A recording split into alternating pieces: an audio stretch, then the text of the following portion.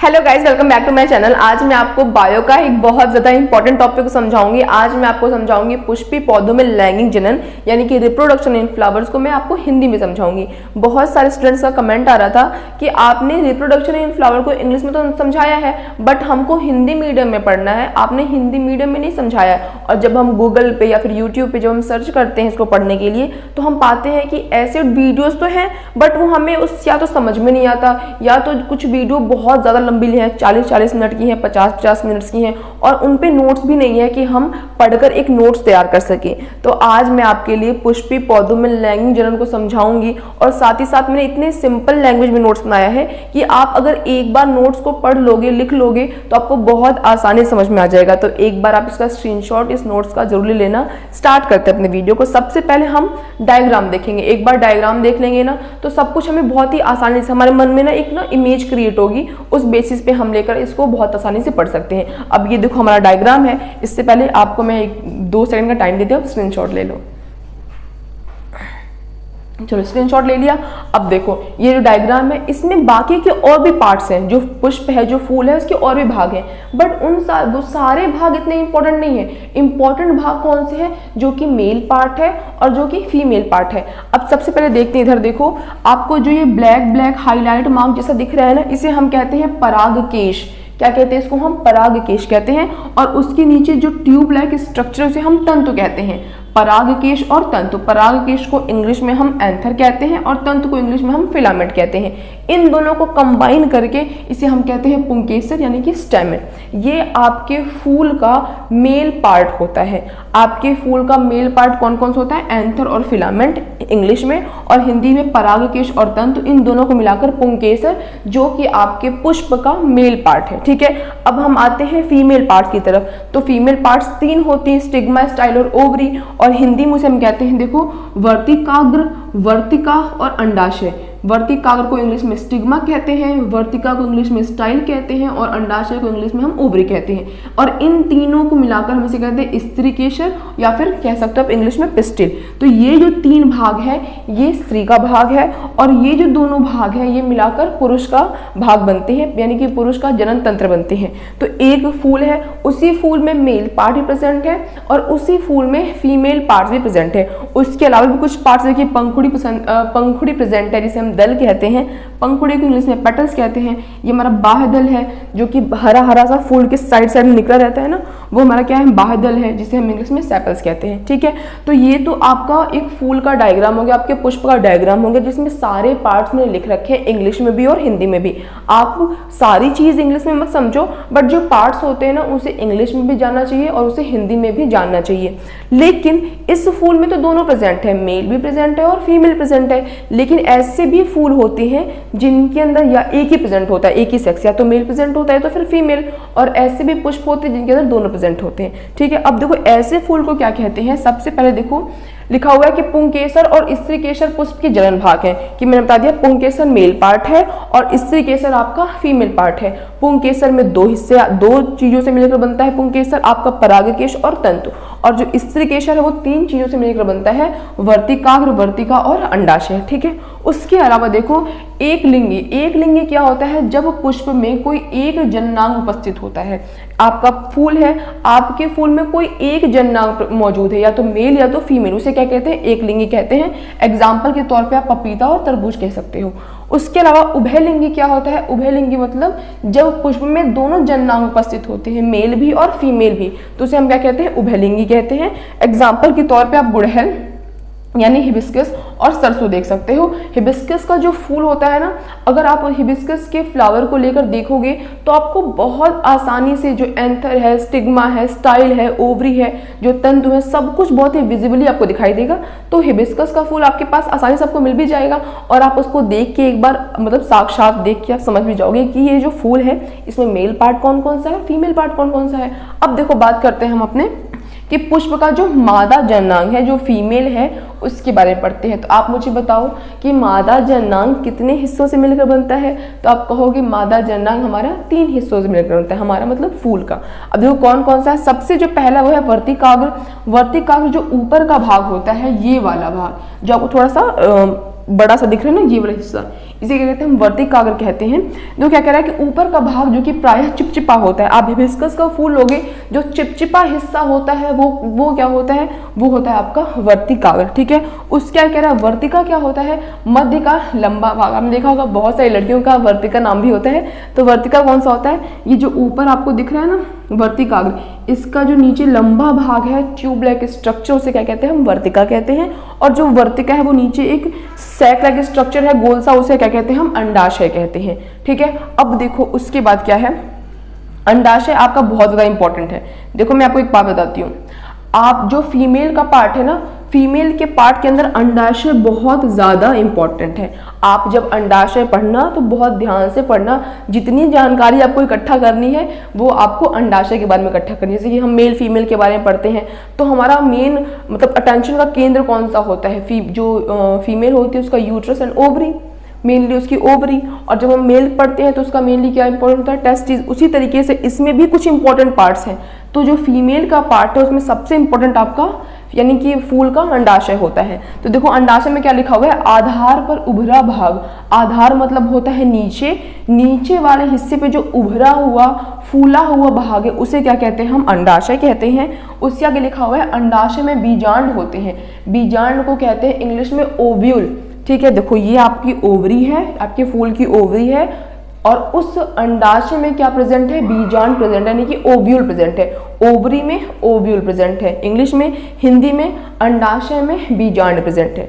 ठीक है, अब जो ये बीजांड है और प्रत्येक बीजांड में अंड कोशिका होती है। ठीक है, ये आपकी क्या है, आपका अंडाशय है। अंडाशय के अंदर क्या प्रेजेंट है, बीजांड प्रेजेंट है। और इस बीजांड के अंदर क्या प्रेजेंट होते हैं, एग सेल्स प्रेजेंट होते हैं, जिसे क्या कहते हैं, हम अंड कोशिका कहते हैं।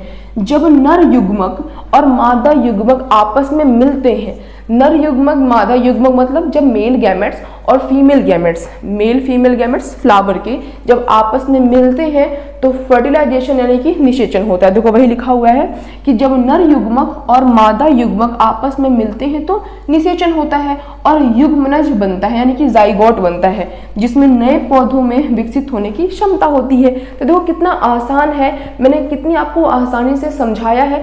इससे आसान समझाने मुझे नहीं लगता कि कोई आपको इससे आसान तरीके से समझा सकता है। अब आप खुद देखो, मैंने आपको बताया कुछ भी कठिन नहीं था, 3 पार्ट था, वर्तिकाग्र, वर्तिका और अंडाशय। अब सोचोगे अंडाशय तो तुमने समझाया बट आपने वर्तिकाग्र और वर्तिका के बारे में कुछ बहुत जानकारी नहीं दी, क्योंकि मैं आपको खुद बताऊं कि इनके ये एक स्रोत है, एक माध्यम है। मेन जो चीज हो रही है वो तो अंडाशय में हो रहा है ना। अभी हम इसके बारे में भी कुछ बेसिक चीज समझेंगे। अब देखो कह रहा है अंडाशय जो है आपका, अंडाशय के अंदर बीजांड था यानी कि ओव्यूल था और उसके अंदर आपके अंड कोशिका यानी कि एग सेल था। अब जो आपका एग सेल है वही मेन चीज है ना, वहीं से क्या होगा, नई नई चीज यानी कि बीज बनेंगे। आपकी जो ओवरी यानी कि जो आपका अंडाशय है वो बाद में फल के रूप में परिवर्तित होता है। तो ये सब चीजें हैं। अब देखो अब हम पढ़ते हैं मेल पार्ट्स के बारे में, यानी जो पुष्प का नर जननांग है। अब पुष्प के कितने नर जननांग है, मतलब कितने पार्ट से मिलकर बना हुआ है, 2 पार्ट से। कौन कौन सा, परागकेश और तंतु। अब परागकेश के बारे में पढ़ते हैं। परागकेश बहुत इंपॉर्टेंट है। ठीक है, 2 चीज मैंने आपको बताई, एक आपका अंडाशय बहुत इंपॉर्टेंट है और दूसरा आपका परागकेश बहुत ज्यादा इंपॉर्टेंट है। परागकेश को पढ़ने जब आप पढ़ रहे हो अभी तो बिल्कुल अपना अटेंशन मेरी तरफ ला दो कि आपको बहुत ध्यान से पढ़ना है, इसको कुछ भी छूटना नहीं चाहिए। अब देखो परागकेश में कह रहा है, परागकेश में परागकण होते हैं।